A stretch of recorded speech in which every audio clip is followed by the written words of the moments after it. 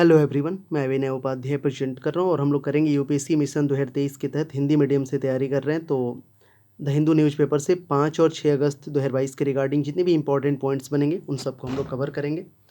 और मुझे उम्मीद है कि इस सीरीज को मैंने शुरू किया था ना 1 जून से, तो पूरा जून पूरा जुलाई मैंने कवर करा दिया है। सभी वीडियोज़ आपको मिल जाएगा जो है प्रीलिम्स फैक्ट्स वाले प्लेलिस्ट में, तो वहाँ से जाके देख सकते हैं। तो 5 और 6 अगस्त के रिगार्डिंग जितने भी पॉइंट्स बनेंगे हमारे प्रारंभिक परीक्षा हेतु प्रीलिम्स के लिए, उन सबको डिस्कस करते हैं। चलिए शुरू करते हैं, लेट्स स्टार्ट। तो प्रारंभिक परीक्षा हेतु तथ्य में ये सारे पॉइंट्स देखेंगे। हसदेव अरण्य क्षेत्र में कोयला खनन का विरोध, मुद्रास्फीति के कारण जीएसटी राजस्व में 8% की वृद्धि, राष्ट्रमंडल खेलों में भारत के लिए ऊंची कूद में पहला पदक, भारत की उपग्रह आधारित नेविगेशन प्रणाली नाविक। तीन चारों पॉइंट्स को पहले समझते हैं जल्दी से। प्रारंभिक परीक्षा हेतु तथ्य पहला है कि हसदेव अरण्य क्षेत्र में कोयला खनन का विरोध। तो यहाँ पे आप देख सकते हो, ये हसदेव जो है अरण्य कोल फील्ड है, कोरबा छत्तीसगढ़ में ये पड़ेगा। तो मैप के थ्रू इसे आप देख सकते हैं, यहाँ पे है छत्तीसगढ़ में, काइंड ऑफ छत्तीसगढ़ का इसको लंग्स भी बोलते हैं। यहाँ ऊपर यूपी, ये बिहार, झारखंड, उड़ीसा, महाराष्ट्र, मध्य प्रदेश, ये सब टच करता है इन्हें। तो इसको समझते हैं क्या है इसका कॉन्टेक्स्ट। हसदेव अरण्य वन को छत्तीसगढ़ का फेफड़ा कहा जाता है। पिछले 1 साल में इस क्षेत्र में खनन के खिलाफ कई बार विरोध प्रदर्शन हुए हैं और कुछ प्रदर्शनकारी अभी भी खनन को पूर्ण रूप से रोकने की मांग को लेकर धरना दे रहे हैं। इसी बीच 26 जुलाई को छत्तीसगढ़ विधानसभा ने सर्वसम्मति से एक निजी सदस्य प्रस्ताव पारित कर केंद्र से पारिस्थितिकी रूप से संवेदनशील क्षेत्र में सभी कोयला खनन ब्लॉकों के आवंटन को रद्द करने का आग्रह किया है।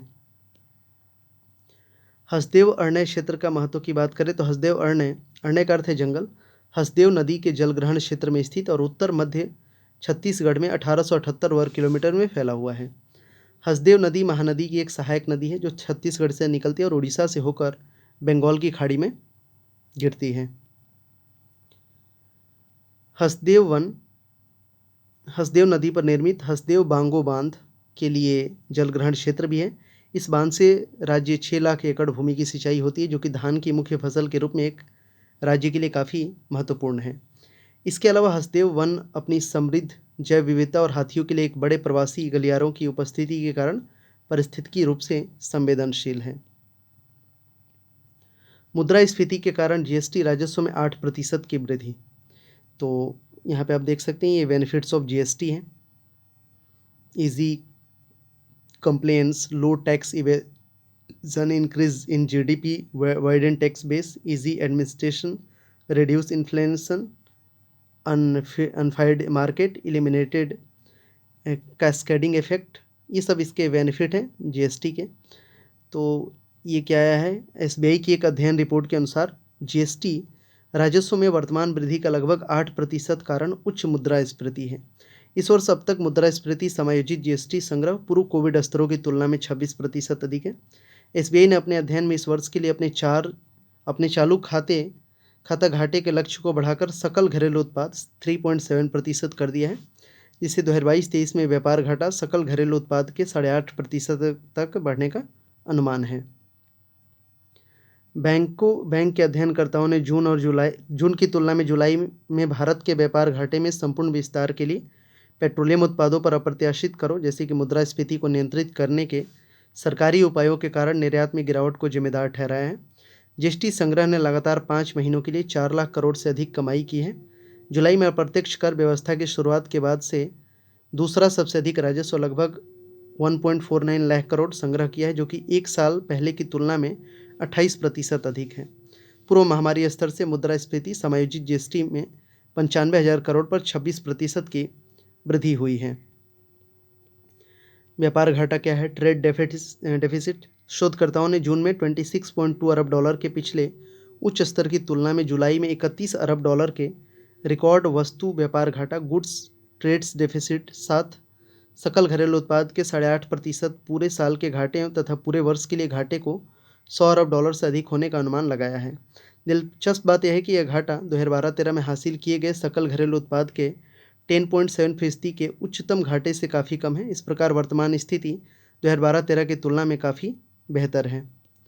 यहाँ से आप समझ सकते हैं concerns, increase in working capital requirement, impact on municipal finance, GST decisions non binding, anti profiteering authority, digital literacy and internet penetration. इसके अलावा exclusion of petroleum, losing of parliament control, conflict between tax authorities, multi local challenges, ये सब इसके concerns हैं। आगे देखते हैं, राष्ट्रमंडल खेलों में भारत के लिए ऊंची कूद में पहला पदक। कॉन्टेक्स्ट है कि तेजस्विनी शंकर ने अपने पहले प्रयास में 2.22 मीटर की ऊंचाई तय करने के बाद ऊंची कूद में कांस्य पदक जीता है। तेजस्विनी शंकर का ऊंची कूद में कांस्य पदक 2022 में के राष्ट्रमंडल खेलों में ट्रैक और फील्ड में भारत का पहला पदक है। कॉमनवेल्थ गेम, जिसको राष्ट्रमंडल खेल बोलते हैं, कॉमनवेल्थ के सदस्य देशों का एक संगठन है जो सरकार से कोई धन प्राप्त नहीं करता है और राष्ट्रमंडल खेलों के अधिकारियों के साथ साथ खेल आयोजनों, एथलीटों की भागीदारी के प्रशासन, नियंत्रण और समन्वय करता है। 2022 राष्ट्रमंडल खेलों को आधिकारिक तौर पर जो है 22वां राष्ट्रमंडल खेलों के रूप में जाना जाता है और आमतौर पर बर्मिंघम 2022 भी कहा जाता है। 1881 में एस्टली कूपर द्वारा एक खेल आयोजन में कई खेलों के आयोजन का एक नया विचार पेश किया गया था। कॉमनवेल्थ गेम्स को फ्रेंडली गेम्स के नाम से भी जाना जाता है। राष्ट्रमंडल खेल एक चतुर्वर्षीय आयोजन है, अर्थात इन खेलों का आयोजन 4 साल में एक बार किया जाता है। राष्ट्रमंडल खेलों के लिए भेजी गई भारतीय टीम में 322 सदस्य हैं, जिसमें से टीम के 72 अधिकारी, 26 अतिरिक्त अधिकारी, 9 दल के कर्मचारी और 3 महाप्रबंधक शामिल हैं।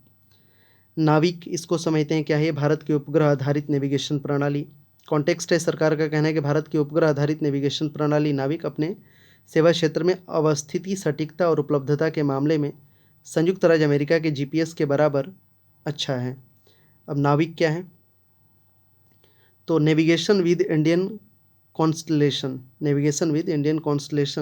एक स्वतंत्र क्षेत्रीय नेविगेशन उपग्रह प्रणाली है जिसे भारतीय क्षेत्र तथा भारतीय मुख्य भूमि के आसपास 1500 किलोमीटर की दूरी में अवस्थिति जानकारी प्रदान करने के लिए डिजाइन किया गया है। नाविक प्रणाली में कितने उपग्रह शामिल हैं? ये प्रणाली IRNSS के 8 उपग्रहों से संचालित होती है। इनमें से एक उपग्रह संदेश सेवाएं प्रदान करता है।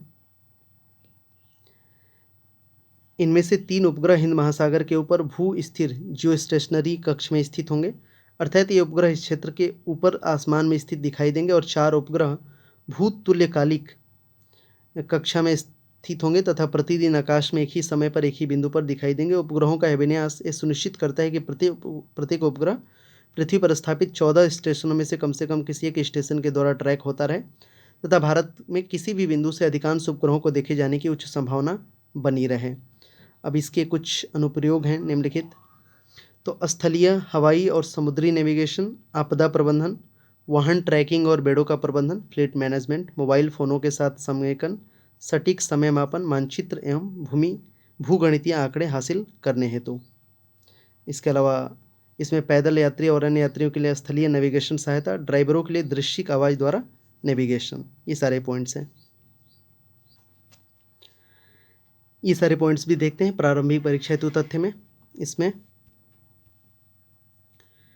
तो पहला पॉइंट है कि भारत एवं चीन के बीच नियंत्रण रेखा के समीप हवाई क्षेत्र के उल्लंघन पर वार्ता, रक्षा और रेलवे अस्पतालों में नया आयुष विंग की स्थापना, न्यूनतम समर्थन मूल्य यानी कि MSP मिनिमम सपोर्ट प्राइस के लाभ और संबंधित चिंताएं, और फसल बीमा योजना। ये चारों पॉइंट्स देखते हैं। प्रारंभिक परीक्षा हेतु तथ्य, भारत एवं चीन के बीच नियंत्रण रेखा के समीप हवाई क्षेत्र के उल्लंघन पर वार्ता। क्या इसका कॉन्टेक्स्ट पहले देखते हैं। भारत और चीन ने वास्तविक नियंत्रण रेखा, लाइन ऑफ एक्चुअल कंट्रोल पर हवाई क्षेत्र के प्रबंधन और हवाई क्षेत्र के उल्लंघन से बचने के लिए बेहतर समझ स्थापित करने के तरीकों पर चर्चा की। इस सप्ताह के शुरुआत में पूर्वी लद्दाख में जमीनी स्तर पर आयोजित होने वाली नियमित विश्वास निर्माण उपाय, कॉन्फिडेंस बिल्डिंग मेजर्स वार्ता के दौरान इस पर चर्चा की गई थी। 1996 के भारत चीन सीमा क्षेत्र में LAC के समीप शांति बनाए रखने पर समझौते के अनुसार लड़ाकू विमान, लड़ाकू बम वर्षक, टोही, सैन्य प्रशिक्षक, सशस्त्र हेलीकॉप्टर और अन्य सशस्त्र विमान शामिल करने के लिए वास्तविक नियंत्रण रेखा के 10 किलोमीटर के भीतर उड़ान नहीं भरेंगे। ये मैप के थ्रू यहाँ पे देख सकते हो, ये भारत, यहाँ पे इंडिया, ये LOC, सियाचिन चीन, ये अक्साई चीन है, ये जो बाउंड्री देख रहे हो LAC है ये वाला। ये दौलत बेग ओल्डी लद्दाख, लेह इंडिया में जम्मू कश्मीर, ये हिमाचल प्रदेश। अगला पॉइंट है कि रक्षा और रेलवे अस्पतालों में नए आयुष विंग की स्थापना। कॉन्टेक्स्ट है कि हाल ही में आयुष मंत्रालय द्वारा 5 रेलवे अस्पतालों में आयुष प्रणाली की शुरुआत के लिए रेल मंत्रालय के साथ एक समझौता ज्ञापन पर हस्ताक्षर किए गए हैं, जिसके परिणाम स्वरूप दिल्ली, मुंबई, चेन्नई, कोलकाता और गुवाहाटी में 5 रेलवे क्षेत्रीय अस्पतालों में आयुष इकाइयों की स्थापना की जाएगी। आयुष मंत्रालय द्वारा रक्षा मंत्रालय के साथ सहयोग पर समझौता किया गया है, जिसके तहत 12 सशस्त्र बल चिकित्सा सेवा आर्म्ड फोर्स मेडिकल सर्विसेज अस्पतालों और 37 छावनी बोर्ड अस्पतालों में आयुर्वेद ओपीडी की स्थापना हुई है। ये आयुष केंद्र जून 2022 के पहले सप्ताह से सफलतापूर्वक परिचालित हो रहे हैं। आयुष मंत्रालय द्वारा चिकित्सा मूल्य यात्रा की चैंपियन सेवा क्षेत्र योजना, champion service sector scheme for medical value travel नामक एक केंद्रीय क्षेत्र की योजना शुरू की गई है। इस योजना के 3 घटक हैं: आयुष सुपर स्पेशलिटी अस्पताल, डे केयर सेंटर की स्थापना, आयुष क्षेत्र में कौशल विकास, आयुष ग्रेड की स्थापना। आयुष मंत्रालय की जो है आयुष स्वास्थ्य योजना, इसको समझेंगे अगर तो एक केंद्रीय क्षेत्र की योजना है। इस योजना के तहत सुविधा केंद्रों पर उत्कृष्टता केंद्रों सेंटर फॉर एक्सीलेंस में उन्नयन किया जा रहा है। उत्कृष्टता केंद्र घटक का मुख्य उद्देश्य शिक्षा, प्रौद्योगिकी, अनुसंधान और नवाचार और आयुष के प्रचार के लिए आवश्यक अन्य क्षेत्रों में आयुष पेशेवरों को राष्ट्रीय और अंतर्राष्ट्रीय स्तर पर मजबूत करने के लिए प्रतिष्ठित संस्थानों के कार्यों और सुविधाओं दोनों की स्थापना और उन्नयन में सहयोग करना है। ये पॉइंट है न्यूनतम समर्थन मूल्य को लेकर लाभ और चिंताएं। तो कॉन्टेक्स्ट है कि नीति आयोग पूर्ववर्ती योजना आयोग द्वारा 2016 में किसानों पर न्यूनतम समर्थन मूल्य की प्रभावशीलता शीर्षक से एक अध्ययन रिपोर्ट जारी की गई थी। अध्ययन में पाया गया कि अन्य बातों के अलावा सरकार द्वारा घोषित न्यूनतम समर्थन मूल्य मिनिमम सपोर्ट प्राइस ने अध्ययन के अंतर्गत आने वाले 78% किसानों को खेती के उन्नत तरीकों जैसे कि बीज की अधिक उपज देने वाली किस्में, जैविक खाद, रासायनिक उर्वरक, कीटनाशकों, उन्नत खेती, कटाई आदि के तरीकों को अपनाने के लिए प्रोत्साहित किया है। सरकार भारतीय खाद्य निगम एफसीआई और राज्य एजेंसियों के माध्यम से धान और गेहूं के लिए मूल्य समर्थन प्रदान करती है। इसके अतिरिक्त प्रधानमंत्री अन्नदाता आय संरक्षण अभियान की अम्ब्रेला योजना की मूल्य समर्थन योजना के तहत पूंजीकृत किसानों को उचित और औसत गुणवत्ता फेयर एवरेज क्वालिटी के तिलहन, दालें और खोपरा की खरीद निर्धारित दिशा निर्देशों के अनुसार की जाती है। न्यूनतम समर्थन मूल्य की बात करें, एमएसपी वह दर है जिस पर सरकार किसानों से आज अनाज खरीदारी करती है। इससे किसानों को कीमतों में उतार चढ़ाव सहन करने में मदद मिलती है और बुनियादी न्यूनतम आय सुनिश्चित होते हैं। एमएसपी में शामिल फसलें की बात करें तो वर्तमान में आर्थिक मामलों की मंत्रिमंडल समिति खरीफ और रबी दोनों मौसमों में उगाई जाने वाली 23 फसलों की न्यूनतम समर्थन मूल्य निर्धारित करती है। इन अनिवार्य फसलों में खरीफ मौसम की 14 फसलें, रबी की 6 फसलें, 2 अन्य वाणिज्यिक फसलें शामिल हैं। 14 खरीफ फसलें धान, ज्वार, बाजरा, मक्का, रागी, अरहर, मूंग, उड़द, मूंगफली, सोयाबीन, सूरजमुखी, तिल, नाइजर सीड, कपास हैं। और 6 रबी की फसलें हैं गेहूँ, जौ, चना, मसूर, रेपसीड, सरसों, सूरजमुखी। 2 व्यावसायिक फसलें में जूट और खोपरा ये हैं। आगे समझते हैं फसल बीमा योजना ये क्या है। तो राष्ट्रीय फसल बीमा पोर्टल प्रधानमंत्री फसल बीमा योजना के लिए नामांकन का एकमात्र स्रोत है। इस पोर्टल पर बैंकों, वित्तीय संस्थानों सहित विभिन्न नामित स्रोतों से किसान आवेदन दर्ज किए जाते हैं। प्रधानमंत्री फसल बीमा योजना जनवरी 2016 में शुरू की गई। प्रधानमंत्री फसल बीमा योजना खराब मौसमी परिघटनाओं के कारण फसलों को होने वाले नुकसान के लिए बीमा सुरक्षा प्रदान करती है। One nation one scheme theme के अनुरूप इस योजना में पूर्ववर्ती राष्ट्रीय कृषि बीमा योजना और संशोधित राष्ट्रीय कृषि बीमा योजना का विलय कर दिया गया है। इस योजना उद्देश्य किसानों पर प्रीमियम बोझ कम करना और पूर्ण बीमित राशि के लिए फसल बीमा दावे का शीघ्र निपटान सुनिश्चित करना है। अगर इसके विस्तार को हम समझें तो सभी खाद्य एवं तिलहन फसलें, वार्षिक वाणिज्यिक बागवानी फसलें जिनके लिए पिछली उपज के आंकड़े उपलब्ध हैं।